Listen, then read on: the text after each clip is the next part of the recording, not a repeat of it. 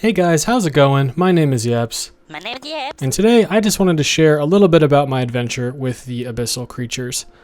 I had to go and get the key, as many of you probably had to get my comp cape back again, and since I was there, I figured I may as well go and try out those other two monsters as well. So this video is going to be going over how much loot I got from those monsters. I did about an hour of each, so it's a small sample size, but it is pretty accurate as well. I don't think it's going to be that much different, as the drops are pretty consistent. So let's take a look at it. The first thing I want to mention is my gear setup. This is what I was using, though I did switch the praisals out for an Inquisitor staff with chroming 4 for more of the trash mobs. I would recommend as well using an Oldak coil upgraded. That's what I did to get these GP rates per hour.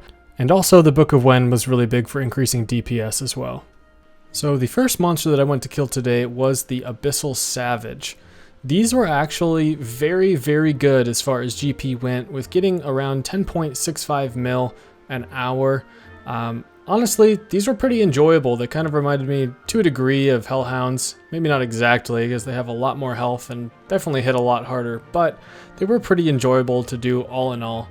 I think this would be a great Slayer monster to do as you kind of go towards 99.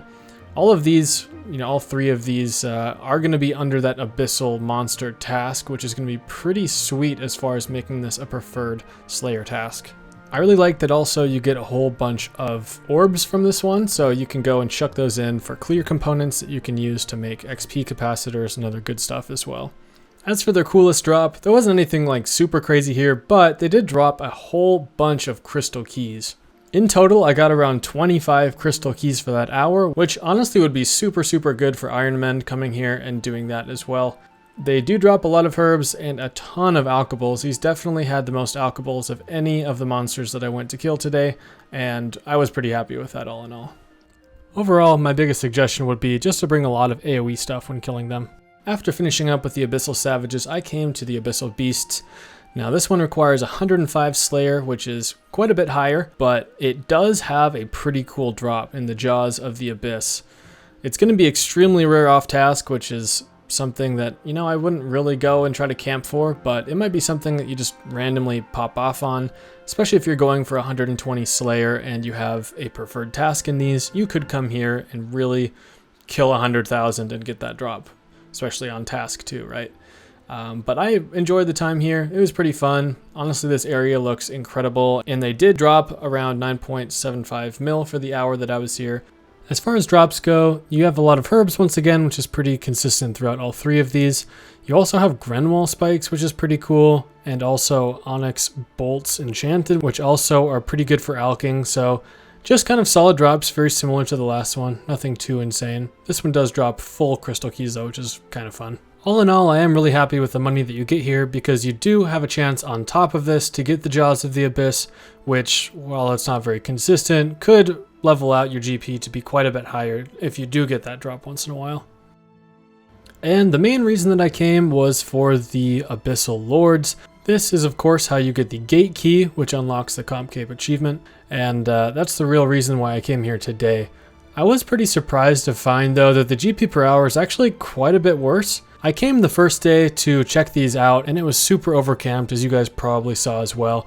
So obviously I'm coming a few days late to the party because I wanted to wait for that initial hype to die down just a little bit. That being said, I don't think that this was overcamped when I came to get these GP rates.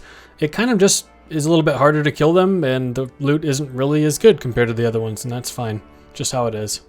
The cool thing about these though, obviously, is the fact that they have the Abyssal Scourge, which is a T92 melee weapon that came out this week. It's super exciting. I have looked recently and the price is tanking pretty hard. I think it started off around 900 mil. It is now down into the 200s. I'm going to assume that it's going to continue to drop as people camp these and do a million Slayer tasks of Abyssal creatures to get these, but it should be a pretty good weapon still, all in all. I'm still waiting to see how PVMers respond to that and what their thoughts are on it, but it looks pretty dang cool. I mean, check this out. Two more little quick things I'll say. I did get 3 Triskelion pieces while I was here, which is actually pretty good if you are going to be going for farming those.